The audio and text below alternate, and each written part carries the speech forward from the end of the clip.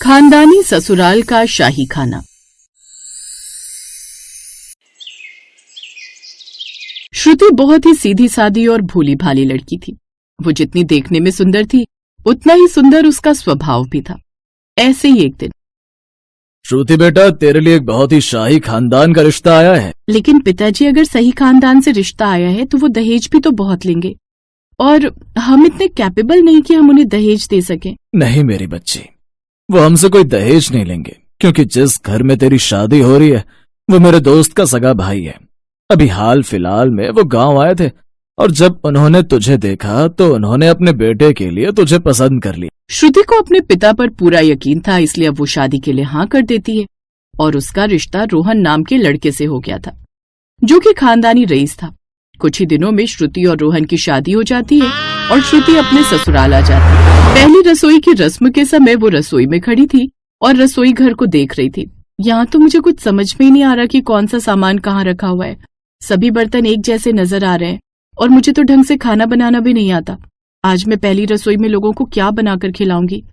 हे भगवान, अब तू ही है मेरा साथी। श्रुति ये सोचकर परेशान हो रही थी, तभी रसोई में उसकी सास वैजयंती आती है और कहती है, क्या बात है श्रुति बहू, तुम्हारी शक्ल पर 12 क्यों बजे हैं? कहीं तुम अपनी पहली रसोई की रस्म से घबरा तो नहीं रही? अगर ऐसा है तो घबराओ मत। माँ जी, घबराहट तो होगी ना, मुझे थोड़ा बहुत खाना बनाना आता है, लेकिन यहाँ की रसोई देखकर तो मुझे कुछ समझ ही नहीं आ रहा। जो आता है वो भी भूल गई। यहाँ अलग अलग मसाले हैं, अलग अलग बर्तन हैं।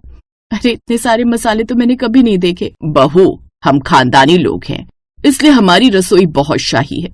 हमें हमारे खाने में किसी भी तरह की कोई कमी नहीं चाहिए। सिर्फ इसलिए हमारी रसोई में तरह तरह के मसाले हैं। तुम्हें हमारी रसोई में हर तरह के मसाले मिलेंगे, पर इस मसाले के साथ खाना बनाना भी तो मुश्किल होगा। आधा समय तो इन मसाले की फोटो खींचकर गूगल पर उनके बारे में पता करने में ही चला जाएगा। अरे बहू, तुम कहाँ खो गई?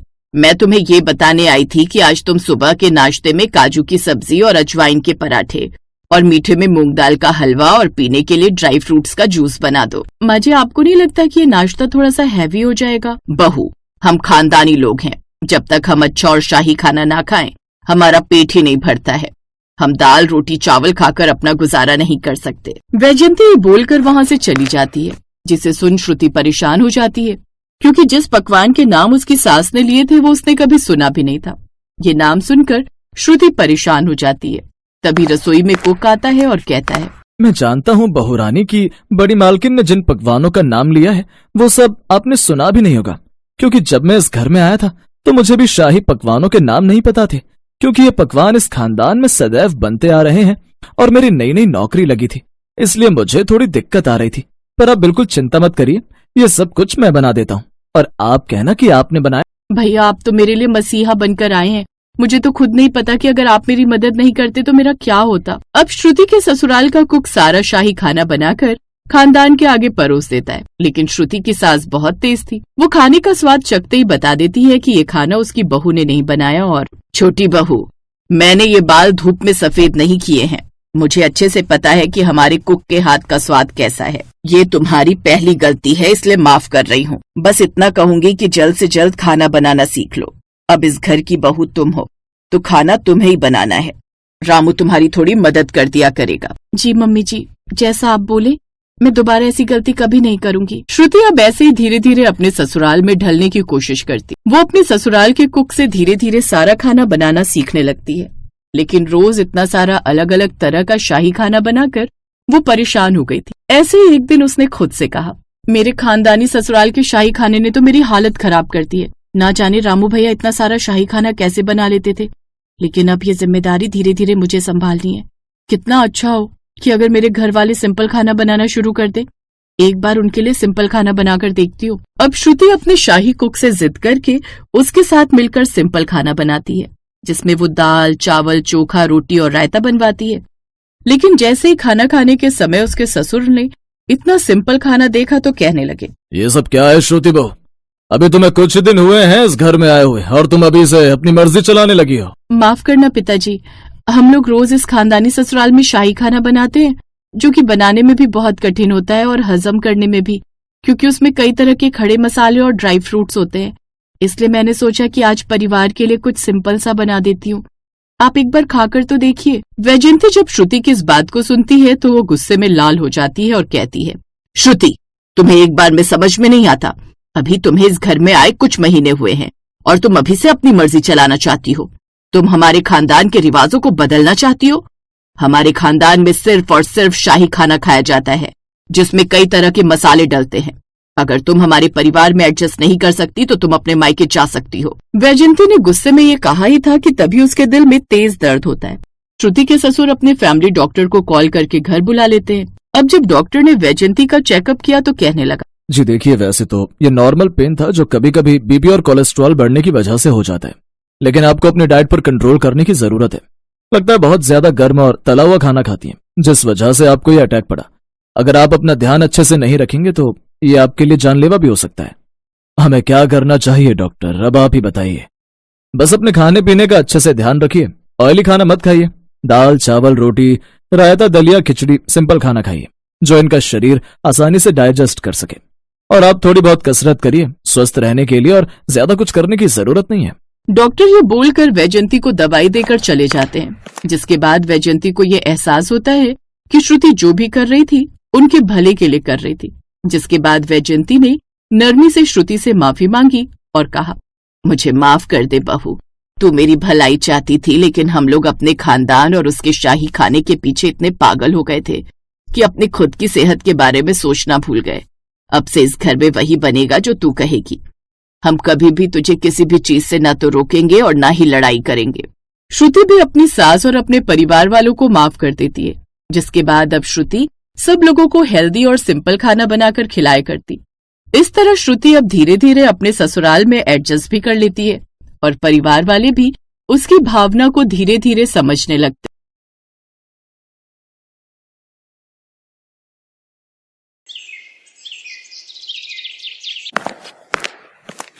माँ जी, आपसे एक बात पूछनी थी। हाँ बता, क्या बात है? सारे मेहमान चले गए हैं, अब सिर्फ घर के ही लोग बचे हैं, तो खाने में क्या बनाऊं? एक काम कर बहू, दाल चावल और कोई एक सब्जी बना ले। ठीक है माँ जी। और रोटियां कितनी बनाऊं? 40-50 के करीब तो बना ही लेना। आज कर ले सारा काम, कल से छोटी बहू को लगा लेना अपने साथ। नहीं माँ जी, सारी उम्र तो उसे रसोई में मेरे संग बितानी है। अभी 1-2 दिन अपने पति के साथ बिता लेने दीजिए। जब उसका मन करे वो खुद ही आ जाएगी रसोई में, तब तक मैं कर लूंगी सारा खाना। ठीक है, जैसी तेरी मर्जी, मैं तो तेरे भले के लिए कह रही थी वैसे। इतना कहकर बिमला वहां से उठकर चली गई। दरअसल बिमला स्वभाव से काफी सख्त थी। सिर्फ घर ही नहीं बल्कि पूरा मोहल्ला उससे डरता था, और पति के गुजर जाने के बाद से तो जैसे वो हंसना ही भूल गई थी। बिमला के 2 बेटे थे, बड़ा करण और छोटा अर्जुन। दोनों ही अच्छा कमा रहे थे। कविता करण की पत्नी थी और अब छोटे बेटे अर्जुन की शादी अंकिता के साथ हो गई थी। फिर कुछ देर बाद, कैसी हो अंकिता? अरे भाभी अंदर आइए ना। अब मैं अच्छी हूँ। बढ़िया। वैसे बहुत थक गई होगी ना? नहीं नहीं भाभी, ऐसी तो कोई बात नहीं। मैं जानती हूँ ये शादी के फंक्शंस बड़े ही थकाऊ होते हैं, ऊपर से मेहमानों की आवभगत। उफ। अच्छा सुनो, मैं ये कहने आई थी कि रात के खाने के लिए दाल चावल रोटी और सब्जी बना रही हूँ। तुम्हारा कुछ और खाने का मन हो तो बता दो, मैं अलग से बना दूंगी तुम्हारे लिए। नहीं नहीं भाभी, आप सबके लिए जो बनाएंगी मैं भी वही खाऊंगी।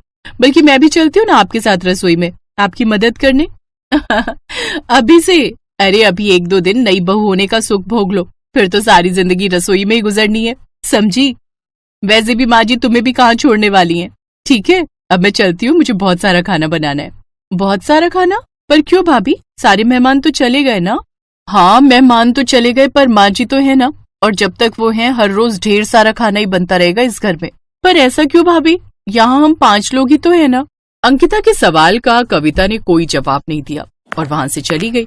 उधर कविता का बिना कुछ कहे यूं चले जाना अंकिता को भी थोड़ा अजीब लगा, लेकिन वो नई बहू थी तो उसने चुप रहने में ही समझदारी समझी। फिर रात को खाने के वक्त पर, माँ जी आप भी आइए ना। हाँ हाँ, तुम लोग शुरू करो, मैं बाद में खाऊंगी, अभी मुझे कहीं जाना है। इतनी रात को? सुनिए, आप भी माँ जी के साथ जाइए ना। अंकिता ने अपने पति अर्जुन की तरफ देखकर कहा, लेकिन अर्जुन अपनी जगह से नहीं हिला।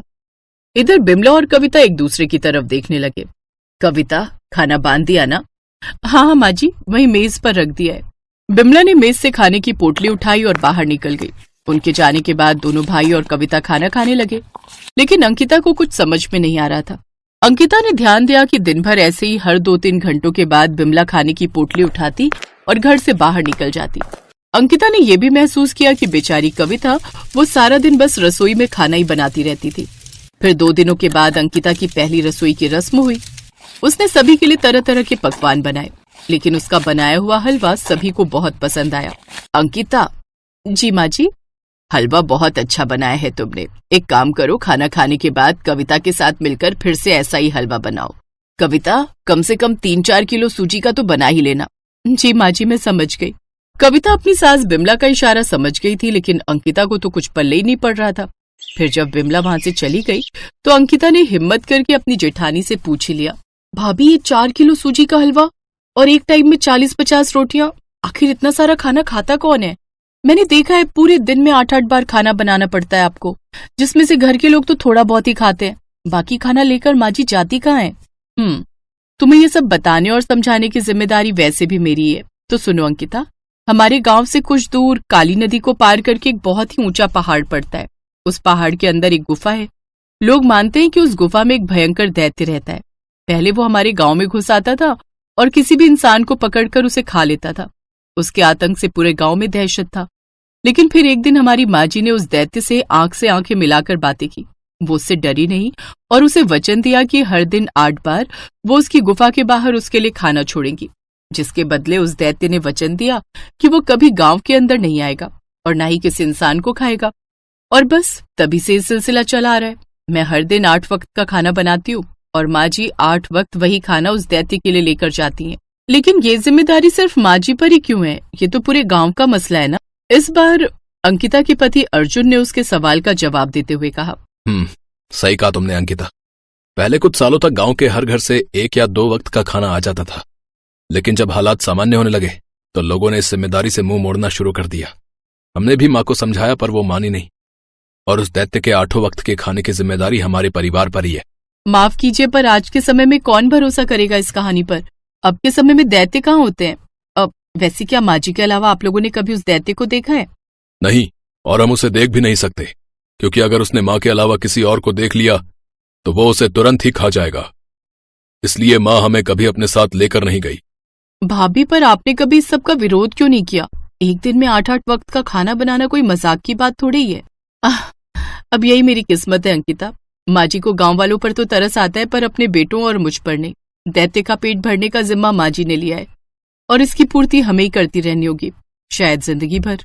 कविता ने ये बात बड़े दुखी मन से कही थी। दूसरी तरफ अंकिता ने उसी वक्त ये तय कर लिया कि वो इस कहानी की सच्चाई परखेगी जरूर। अगले दिन जब सुबह सुबह बिमला खाने की पोटली लेकर घर से निकली तो अंकिता भी चुपचाप उसके पीछे चल पड़ी। वो लगातार उसका पीछा करती रही।